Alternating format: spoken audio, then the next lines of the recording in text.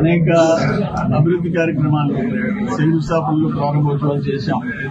ఇక్కడ CC road 10 లక్షలు, BT రోడ్లు 80 లక్షలు, వాటర్ ప్లాంట్స్ 2 30 లక్షలు, 30 లక్షలు, 60 లక్షలు అంటే సిఎల్ కంపెనీ ఇచ్చింది. అంటే సెమ్కార్ప్ ఇప్పుడు సిఎల్ కంపెనీ వాళ్ళు 2 వాటర్ ప్లాంట్లు, ఒక్కొక్క వాటర్ ప్లాంట్ 30 లక్షలు సిఎస్ఆర్ లో అంటే ఇచ్చారు.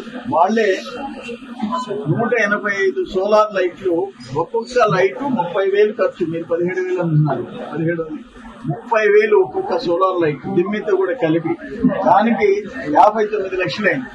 ఇవన్నీ ఈరోజు ఆర్డిఎస్ఎస్ కింద 3 ఫేజ్ ఓపెన్ చేశాం, దానికి 88 లక్షలైంది. గ్రామ సచివాలయం పెండింగ్ ఇన్కంప్లీటెడ్ ఉంటే దాన్ని ప్రారంభోత్సవం చేస్తున్నాం.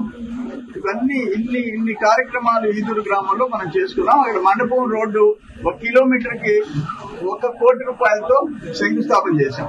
ఇంకా 2 కిలోమీటర్లు ఉంది, రెండు దఫాలుగా దాన్ని కూడా చేస్తాం. ఇవన్నీ ఈదూరు గ్రామంలో చేసే అవకాశం వచ్చింది. ఇంకా కూడా చేయాల్సినవి ఉన్నాయి, తప్పకుండా చేసిపోతాం.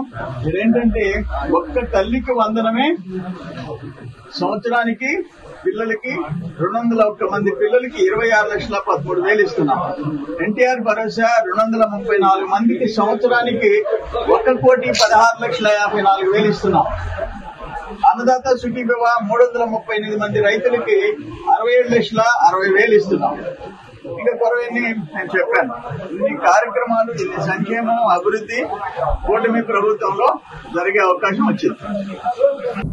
విద్యాశాఖ మంత్రి లోకేష్ బాబు గారు నిన్న సూపర్ 6 సభకు కూడా పోకుండా విజయవాడ హెడ్ క్వార్టర్స్ లో కూర్చొని కంట్రోల్ రూమ్ లో ఆయనే మానిటర్ చేసి నేపాల్ లో చిక్కుకుపోయిన 215 మంది తెలుగు వాళ్ళు, ఆంధ్ర వాళ్ళని స్పెషల్ ఫ్లైట్ లో తెప్పించి ఈరోజు తిరుపతికి కూడా 15 మంది వచ్చినారు ఫ్లైట్ లో, విజయవాడకి వచ్చారు.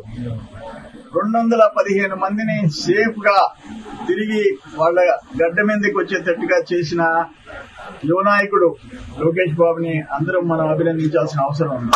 చాలా మంది తెలియక నిన్న సూపర్ హిట్ సభకు రాలేదు, సూపర్ 6 సభకేనని అనుకుంటున్నారు.